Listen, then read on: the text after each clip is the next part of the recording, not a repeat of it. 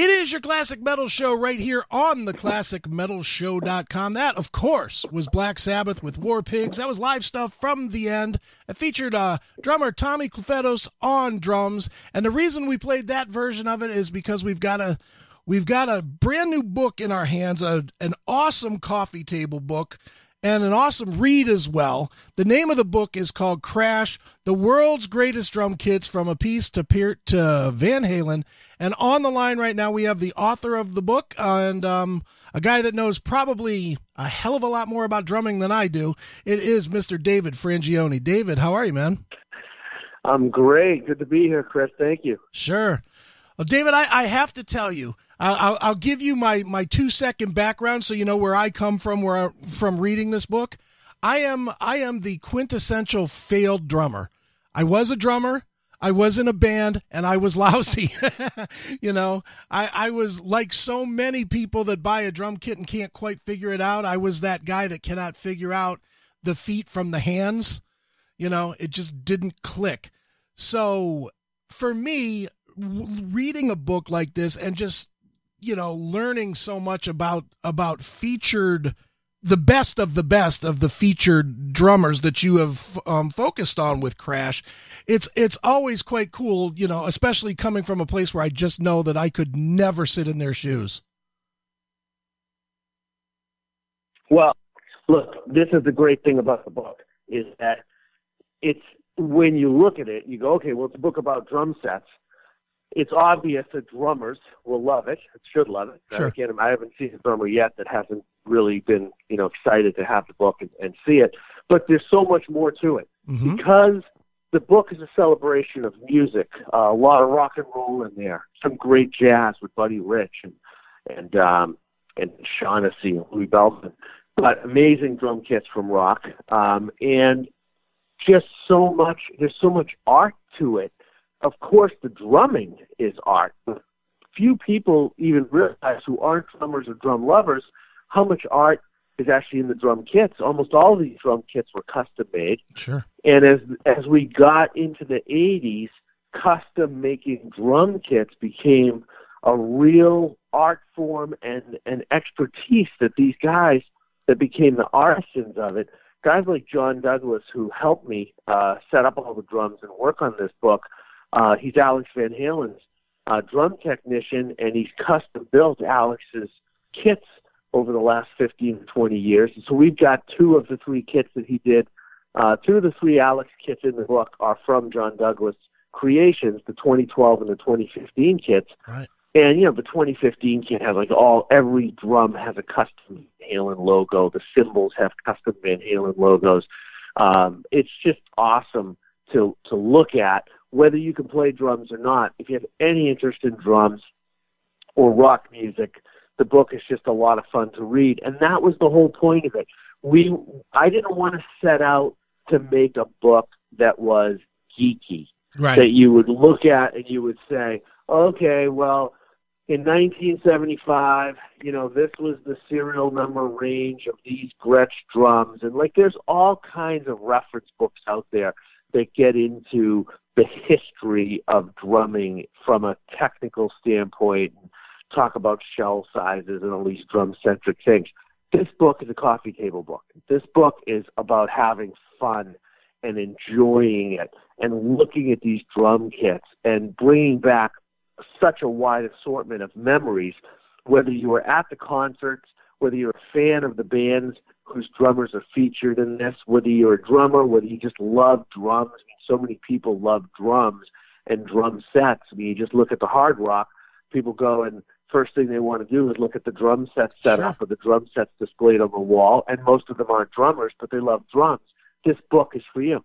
Sure. And you hit it on the head. It's not your traditional, okay, Greg Bissonette was this guy, and Mike Portnoy was this guy, and Ginger Baker. You know, it's not that. It does exactly. It does have that information, but it also, like, I'll give you and I don't know if it was intentional or unintentional, but something that I picked up on that I honestly had never thought of until reading your book was kind of put, you know, connected the dots when you talked about Zach Starkey and you connected the dots between him and Ringo and Keith Moon.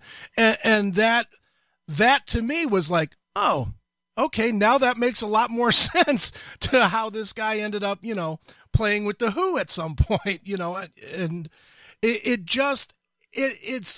it's not only factual stuff, it's actual fun stuff, and it's historical, and just on that level alone, the stories about the various musicians were excellent. Thank you.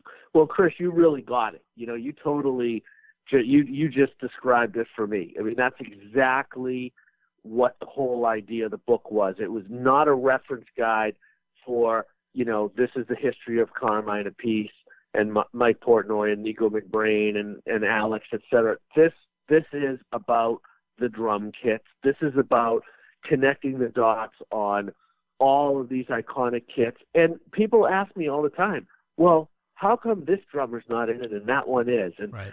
It's a natural instinct, especially from drummers, to try to dissect,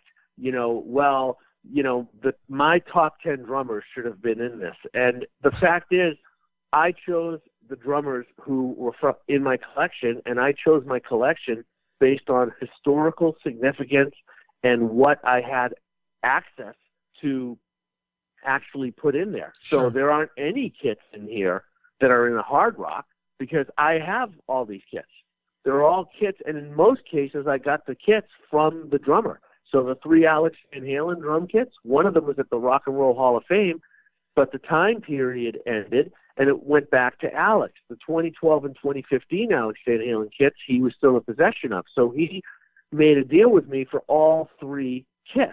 Okay. Because he thought that the idea of the book and the corresponding drum museum that I have the kits featured in, private museum for nonprofit, sure, he thought that was great, and so we got the kits. But these are all kits that you would never be able to get up close and personal with, and you'd never kind of see this assortment all in one place. But my vision, as you so articulately said, was to kind of connect all these dots, connect these historically significant kits, and then put them all in one place for people to enjoy. Sure. Now, were there or are there kits that you wanted to feature or even have in the museum that for whatever reason, whether the artist no longer has it or they just don't want to part with it or they don't even want it photographed, that you were not able to get your hands on? Well, it's a great question. There's 2 parts to it. There are a couple of kits that I got after we photographed the book, and one of them was a Vinnie Paul kit from Damage Plan. Sure. John Douglas, who I mentioned, who's Alex Van Halen's guy, was also Vinnie's guy. And Vinnie, God bless him, last year approved having John make another one of the kits. There were only 2 in existence. One's at the Hard Rock Orlando, and the other one Vinnie approved for me to have. And they both came from Vinnie through John. And the Hard Rock still has theirs. They put theirs up on the wall. It's not set up, but we set ours up now in memoriam of, Vinnie. But that I would have loved to have that in the book. So that's definitely next edition. And there were a couple of other kits that came in later, but 99% of them were in the book. And then as far as the book, what would I have loved to have put in the book that we just couldn't get? Well, I tried to get A.J. Perot's Twisted Sister garbage can kit that was iconically featured in a lot of Ludwig ads in the 80s, but after reaching his son, it turns out that the kit's been dismantled and it's all over the place, and there was never a reissue of it, so we couldn't put AJ's kit in there. It's a super cool looking kit. And, there's other cool kits that, of course, I would have loved to, had access to. I would have loved an Eric Carr kit to finish having all 3 Kiss drummers in there. But again, we couldn't, these kits are, as you can imagine, having one of these kits is like, it takes a lifetime to, meet the person and, connect with them and talk to them about, if they're even willing to part with their kit. Because of my history in the music business for over 30 years and knowing a lot of these guys, developing relationships, working with them in some cases, I was connected enough with them that they were into what I'm doing and they were open to parting with the kits. But it's really hard. It's really hard to even get one kit, never mind, 40 or 50. Sure. Now you you're obviously a student of drumming as well, not just the mechanics of the kits. And one of the guys that you featured is, probably the busiest guy, at least today in all of drumming, and that would be Mike Portnoy. He's widely regarded as one of the, I think if you ask anybody who the top 5 are today, his name is always 1, 2, or 3. He's just that good of a player. That being said, with him, is his skill, do you think, how technically efficient he is, or do you think it's more how diverse he is? Because he does play in so many different bands that really, really stretch, stylistically. Well, and to speak to your point about my being a drummer, you're absolutely right. I started playing when I was 2. I studied with Joe Morello, Alan Dawson, Louis Bellson, Rod Morgenstein, Lester Merle. I mean, just greats of greats. Sure. And so I really had it in my sights to be the world's greatest drummer. And then I fell in love with technology and realized that my calling and my passion was music and technology and electronic drumming kind of things as far as a living, rather than going on the road and following that passion, even though I still play to this day. I absolutely am a student of playing even more than a student of drums and the kits and whatnot. Sure. And when we talk about a great like Mike Portnoy, I think it's both in his case. To be a great, you have to have that versatility and you have to have technical expertise. But the technical expertise that really blows people away, whether they realize it or not, comes from the fact that the technical expertise is so musical. Right. So while your brain in that moment might be saying, oh my God, you just went around the snare and tom at 150 miles an hour, what really makes it so awesome and people, cheer and want more and more and more is that he did it in a musical way. And it's just so musically melodic and rhythmic that our mind and our heart and our soul are all saying, that's just freaking cool. Right. That's amazing. Like what Buddy Rich used to do with a snare drum and a rack tom and a floor tom and a bass drum, essentially a 4-piece kit.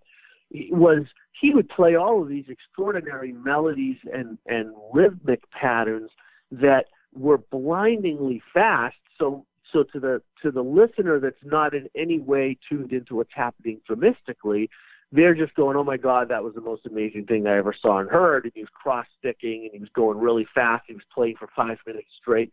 But from a drummer standpoint, you go, I don't know if I'll ever be able to play what he just played, because Sure. It wasn't only incredibly visual and fast, but it was so musical. And the ideas were like, it was like if you listen to, in the jazz world, you listen to Miles Davis play trumpet, or in the rock world, you listen to an Eddie Van Halen solo.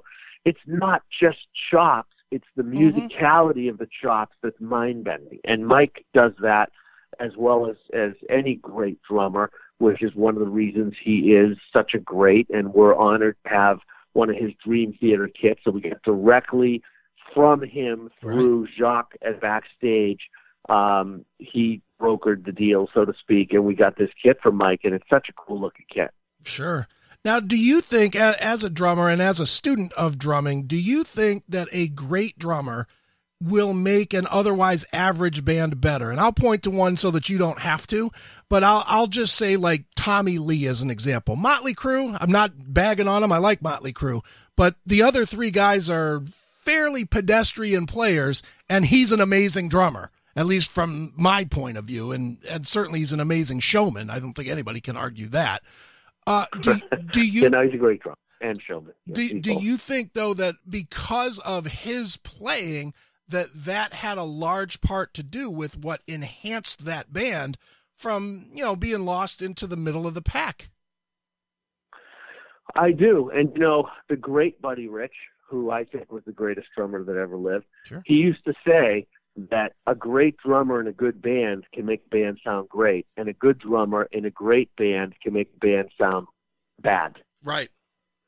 And so I think that answers it. Absolutely, the drummer has such a huge, huge impact on the whole band, that you can have weak links or weaker links, and the drummer will rise all of it to the occasion. And then you look at a band like Rush with 3 amazing musicians, sure. and then it just goes to a whole nother level, right? So as you add greatness to each role, because the drummer's so phenomenal, the whole thing just gets to to a very unique place in terms of ability and chops and all of that. It's incredible. So yeah, the drummers, we said in the trailer for Crash, right? We said drumming is the heartbeat of music, and Crash is the heartbeat of drumming. That was our tagline, but it speaks to exactly what you're saying, that drumming really is the heartbeat. And it's such an exciting instrument, because you listen to it and it sounds so cool, and you listen to it in the context of a band, and it just makes your heart beat a certain way, and your feelings feel a certain way. But then you watch it, and then it's a whole nother thing. I mean, you take Tommy Lee, he's playing upside down, he's spinning around, he's on a roller coaster during the last tour. It's just incredible. You feel the instrument, you can do those kinds of things with, and it just, it just makes your experience just that much better in enjoying the music and the visual. Absolutely. Now, I do have to ask you about one guy that you got in the book, and I'm just curious if you did this through people or if you did it with him directly, because he's notoriously difficult, is Ginger Baker. How was that to get a drum, to get anything Great out question. of him? Well, you nailed it. We did do it indirectly. Okay. He went to a friend of mine, Don Bennett, and somehow Don and he worked out that the last drum kit that he's played to date, which was at a rock and roll fantasy camp performance he did, was the kit that we have in the book. And, it's very iconic. Certainly. And as is he, for more reasons than just playing. Exactly. And there's not much out there on Ginger. So sure. To have any of his kits under any circumstances is really, really rare. It was a really exclusive opportunity. Sure. Now, one last drumming question is, and I noticed it from the book, and I don't know if it's just kind of, maybe it was outside of the scope of what you were going for, but I noticed that other than Lars from Metallica, you didn't really go after a lot of the metal drummers, whether it be, I don't know, Dave Lombardo from Slayer, or Gene Hoglan, or maybe Jay Weinberg or Joey Jordison from Slipknot, either one. Yep. Is that because you're not focused that way, or do you think that the speed players maybe don't have as much technical ability as some of the other guys that are not quite as fast but have a lot more groove, or what? Well, it was more based on the drum kits with the drummers. Sure. Okay. And a lot of the metal drummers that I looked at, they might have had custom kits, but they weren't customized in a way that, I found interesting enough to want to put in the book compared to other ones. Like, the fact is, Chris, we can't have every kit that we see and that we want. Well, sure. Right? It doesn't matter whether it's financial, whether it's a matter of space, whether, logistics, whatever. All these factors together, you can only have so many. Drums take up so much space, and they're, and you got to insure them, and this and that. It's such a huge process just for one kit that at some point you kind of reach your limit. And so when I looked at, each kit, and I get offered kits that are extraordinarily iconic. I got offered a kit that was used on You Got It, Roy Orbison's song, and the Traveling Wilburys, and some Tom Petty, and like that whole camp. This drum kit is a small drum kit, but it was used on these iconic songs, and the drums sound great. And the fact is that they just, it just didn't fit what we were doing. Sure. That we already kind of had, some cool kits covered in different genres. So the fact is that, it wasn't totally by design. It's just, these are the kits that I thought best represented this overview of iconic drum kits. And I like to think of everything when you're talking about evolution and music and drummers and styles of drumming. This is really a volume 1 book. Okay. There's going to be a volume 2. There'll probably be more metal drummers in there as the kits keep expanding and access to getting the kits becomes possible. And as we acquire other kits, and then we may sell some of the kits we have now to make room for newer kits, because now they've been documented. To me, the goal is to share. So if I have the kits and they're in the book and they serve their purpose to be historically, kept and respected, now people can share them. We'll have people come to the museum as part of other foundations like Make-A-Wish and Musicians on Call and Ivory Foundation, and we'll inspire people with these kits. And then once they've kind of done their purpose for that and they've been documented in the book, if there are other kits that come along that we can evolve with, then we'll do a second volume and we'll replace some kits and just keep growing it. But the key thing is to share it. Now these kits have a home in Crash that they'll live on forever, sure, no matter what happens. Definitely. Now, David, before we wrap this one up, I do want you to talk about your work outside of writing this book, Crash, because, doing my research, I was like, man, this guy is involved in a lot of stuff. I mean, you have many, many businesses and you have many, many, interests outside of just writing a book. So talk a little bit about that, because it really is fascinating. Thank you. Well, you're right. I definitely keep busy with a lot of projects. I always have, in the music business, you follow your passion and your interests and you want to contribute. And I have a lot of various passions and interests, including, I have a company called Audio One that does installs high-end home theaters, recording studios, and home automation systems. So we have this incredible rock star and celebrity clientele that have these big homes that they want to be able to push a button, and you've got 500 zones of lights and a gate that opens and cameras and, right, and motorized window treatments and sound and TVs and video walls, and it's pretty amazing that a lot of that what we do is in a residence. But that's what that niche is. I have Inspire and Develop Artists, IDA, which is All Access IDA, which is an artist development company where I one by one develop artists to a very high level, and then I can even sign them to the label I have with Warner, IDA Records. I was able to make a deal with the Warner Group to have this imprint. And, of course, I have my drum sample library that started back in 1991, and it's one of the best-selling drum libraries of all time. We've evolved it to a library with Todd Zuckerman, a library with Steve Smith, a library with Brian Fraser Moore, who's out with Justin Timberlake right now. Sure. And it's just these great drum loops and grooves, either programmed or played by these amazing drummers, that give artists and producers access to have these drummers on their recordings through these libraries. And then, of course, I wrote Crash, but it was actually my third book. Sure. I wrote Clint Eastwood Icon in 2009, and then this year in June, we released Clint Eastwood Icon Revised and Expanded Edition. So anybody who's into Clint Eastwood takes you through all his films, through his movie posters and memorabilia. It's a blast to read and to go through, especially now. Clint's career's over 5 decades, and it's just awesome. So that's just a brief overview. We could go on, but sure, we don't have any more time.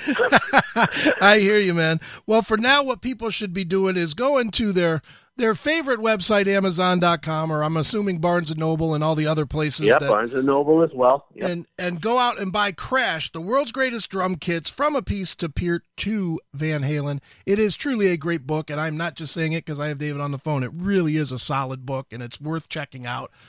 David, as a tradition on the show, we always let the artist pick a closing song for us to wrap up with. So the floor is yours, man. Maybe pick whatever your favorite song is from a drumming perspective, and give us a quick story about it to wrap this up.